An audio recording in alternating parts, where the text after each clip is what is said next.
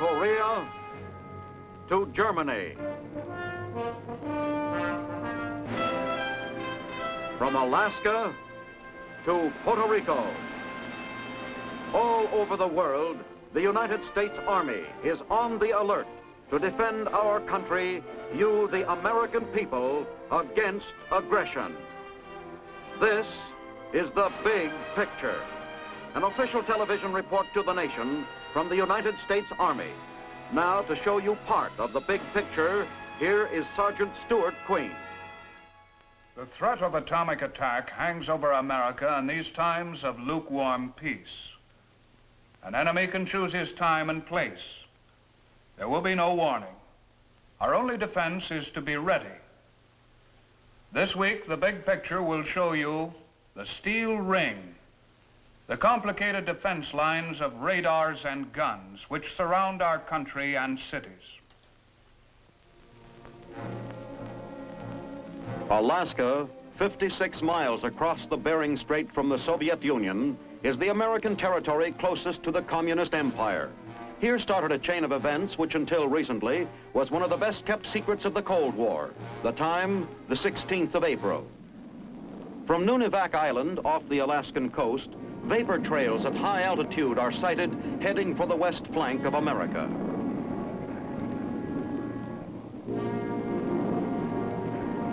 No time is lost in bringing word of the strange aircraft from the barren outpost to the nearest communication center.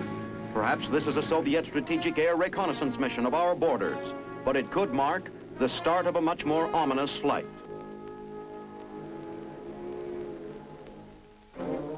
From the remote radio outpost, news of the planes is immediately flashed to the Alaskan Communications Headquarters in Fairbanks, where it is relayed to Washington, D.C.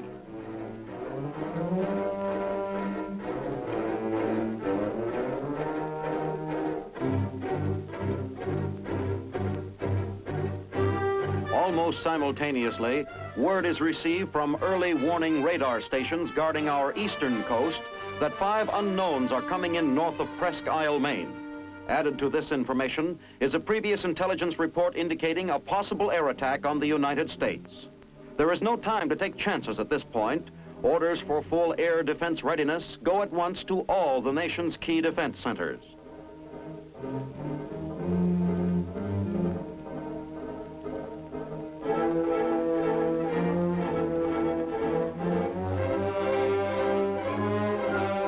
The switch is pulled for every branch of our military forces.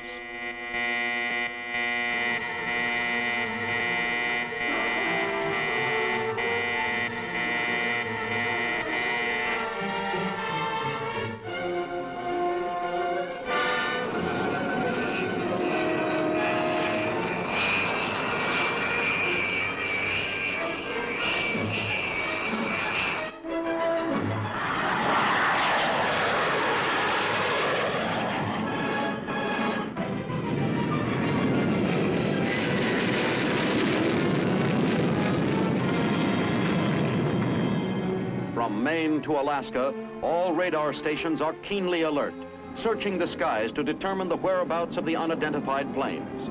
Every anti-aircraft operations center in the nation is poised for immediate action. Every detail of the aircraft's behavior will be recorded.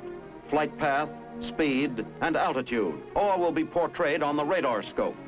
When the planes pass beyond the reach of an individual station, another radar unit is ready to pick up the trail instantly, giving the quarry no chance to elude the invisible net below. Now, when the unknown intruders swing into view of the radar's electronic eye and appear determined to follow their unauthorized course, the last doubt is gone. This is a full-scale emergency.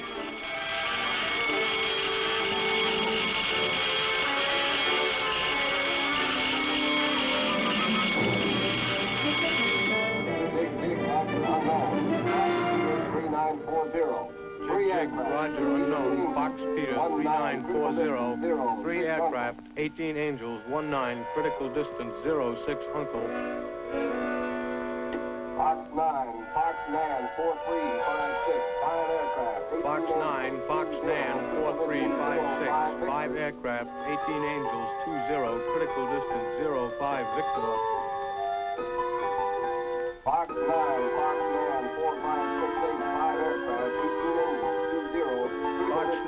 Fox Man 4568, 5 aircraft, 18 Angels, 20, critical distance 04 William. Jig Roger, Fox Peter 4753, 3 aircraft, 18 Jig Roger, 4 Peter 4753, 3 aircraft, 18 Angels, 21, critical distance 03 X-ray. Fox 9, Fox Nan 5080, Fox 9, Fox Nan 5080, 5 aircraft, 18 Angels, 21, critical distance 02 Yoke. Jig Roger, Fox Peter 4966, 3 aircraft. Jig Roger, Fox Peter 4966, 3 aircraft, 18 Angels, 21, critical distance 010.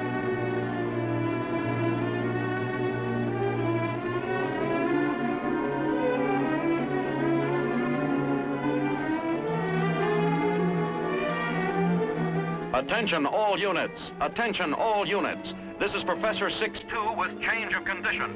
Condition of readiness is battle attack.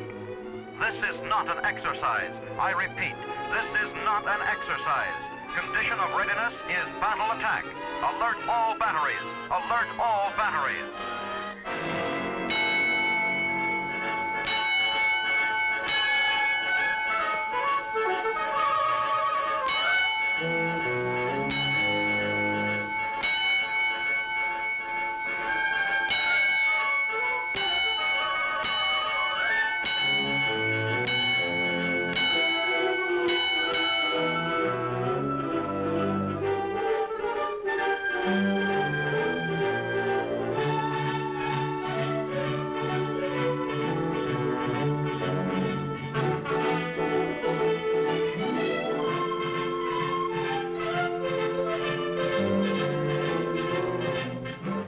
Gun 1 ready for action. Gun 2 ready for action. Gun 3 ready for action. Gun 4 ready for action. All guns ready for action. Flash, Peter Charlie on target. Fox Man 2234, 18 Angels. Fox Man 2234, 18 Angels, 2476, 8461. Automatically, the course and the range of the unknown skyriders are computed by electronic brains.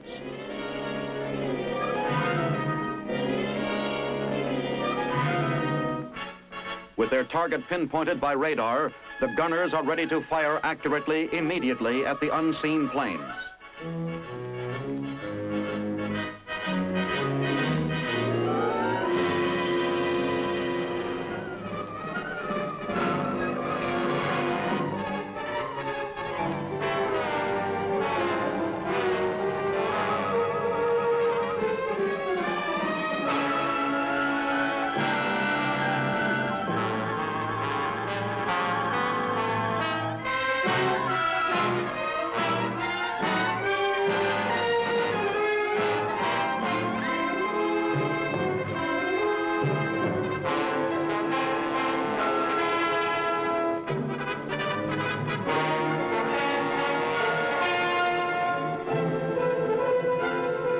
Luckily, the aircraft sighted over Alaska disappears somewhere over the Pacific.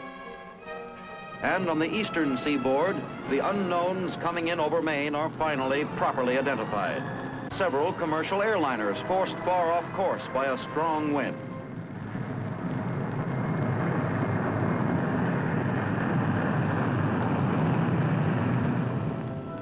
Across the country, tension gradually eases.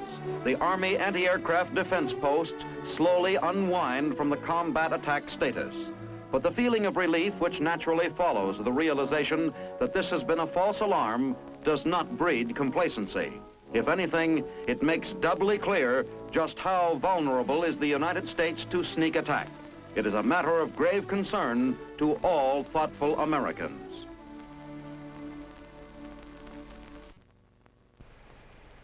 Many skills are needed to maintain a well-trained army.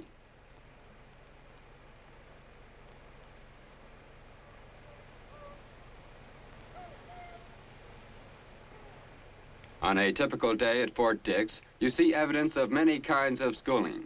Men on their way to cooking class, learning to maintain vehicles, communications by radio, or climbing a pole.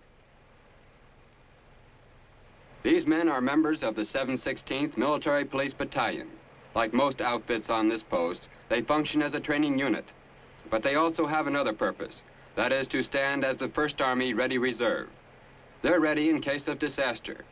This type of training adds to their ability to cope with any situation in a local or national emergency. We consulted Colonel Moody, commander of the 716th, about their mission. Well, just how does your unit function, Colonel? The 716th Military Police Battalion has the mission to perform internal security measures and provide general military police service in the zone of the interior or in a communications zone overseas. Well, now, if there was a disaster in New York City, how long would it take your battalion to get in action? It would take us approximately 4 hours to get our men and equipment ready to move. Well, let's hope that occasion never arises. Thank you. We leave Fort Dix, 1st Army's huge training center, devoted to schooling and training thousands of military personnel.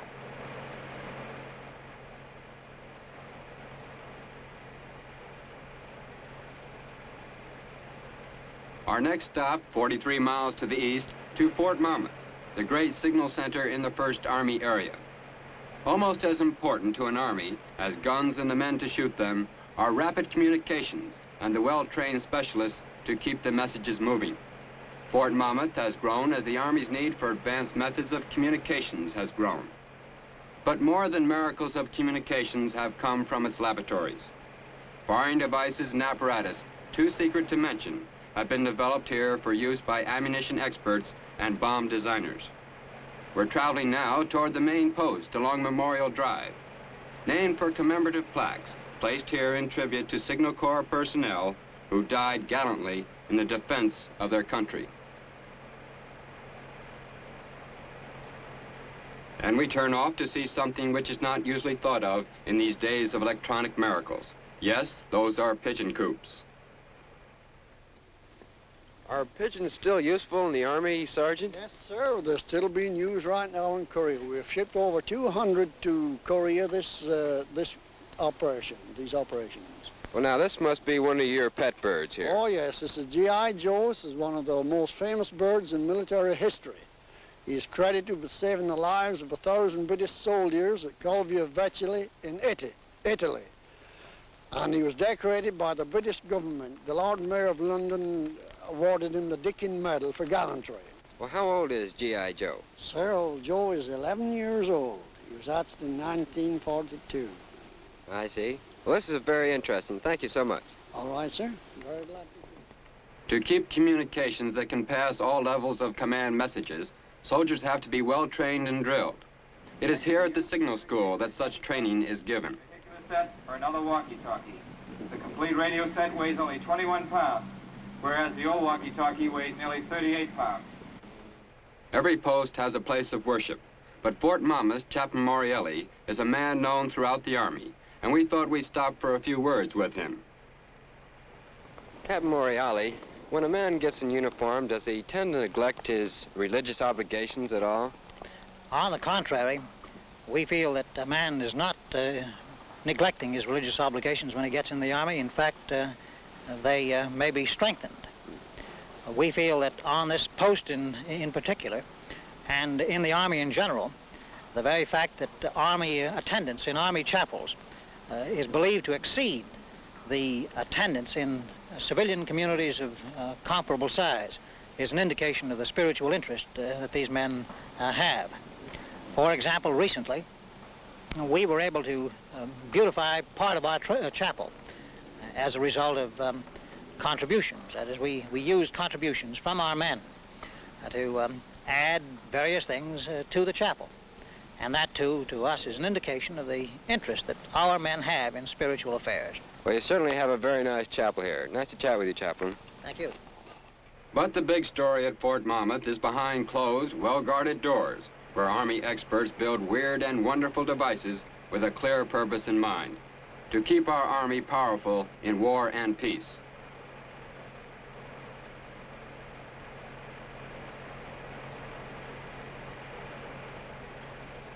The work here at Fort Monmouth is giving great impetus to the modern miracle that is the world of the electron.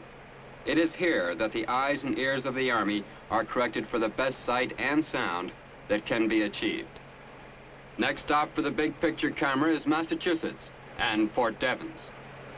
This is the home of the 278th Regimental Infantry Combat Team, an important 1st Army unit which is kept at combat readiness.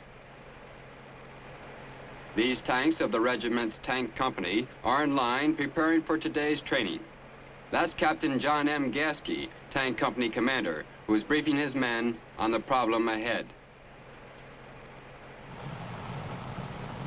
Now, this afternoon we'll run off this attack problem again.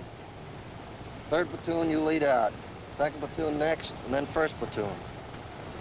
Going down the road in that order, one of the things we're going to be watchful for this afternoon... Word has come. The enemy is sighted and the powerful new M48 Patton tanks swing into action.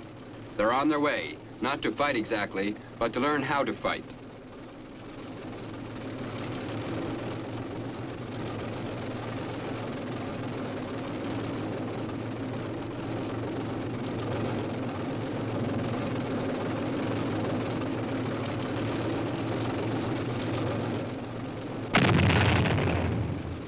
But this tank has received a simulated direct hit, and there's been a casualty.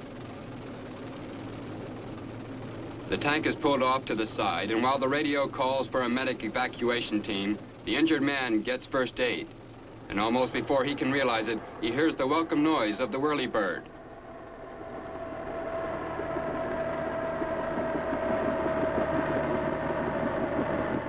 This was a common sight in Korea, where 16,000 injured men were rushed by helicopter to regimental collecting companies or mobile Army surgical hospitals within minutes after being hit.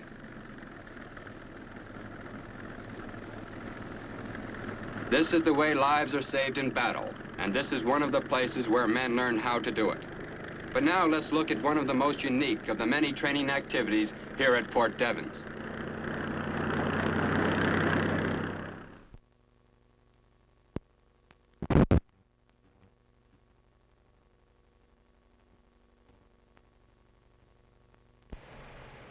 The language unit, the only school of its kind in the Army where men learn to read, write, and speak English.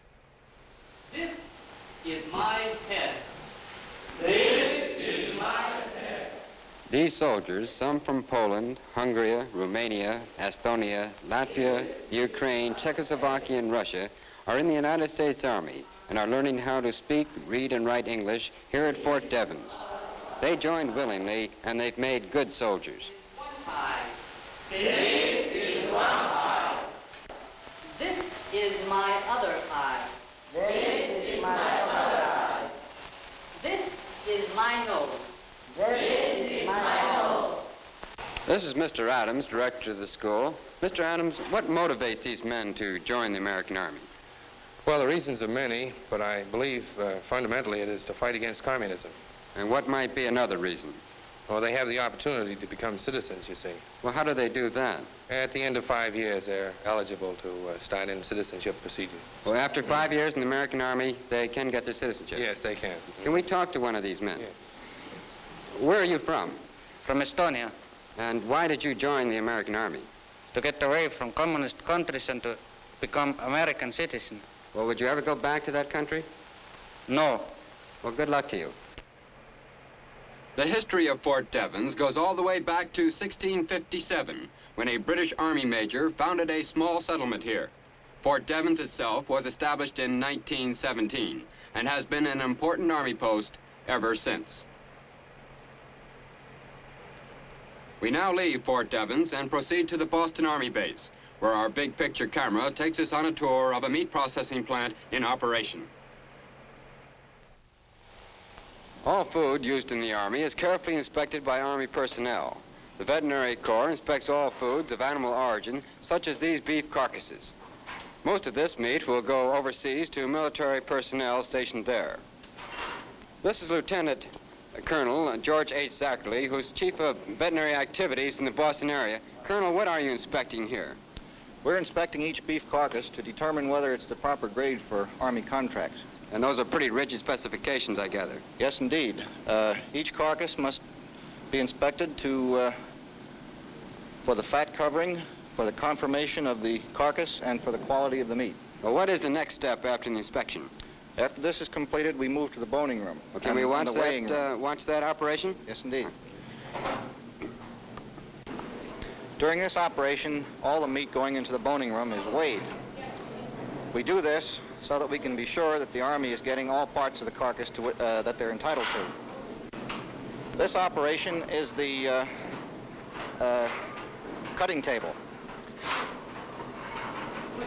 All these cuts are inspected to make sure that they're properly trimmed, that all the fat that is supposed to be taken off is taken off, and at the end of this operation, the cuts are ready for packing. Here we are making the hamburger component, or ground beef. All of the trimmings and so forth, which are not used for cuts, are put through two grinds. First a rough grind, and second a fine grind. And then they are packaged. That's right. They're then packaged and are ready for freezing. And then go overseas. That's correct. And soon it's on its way, all packaged, on its way to mess halls and mess kits the world over.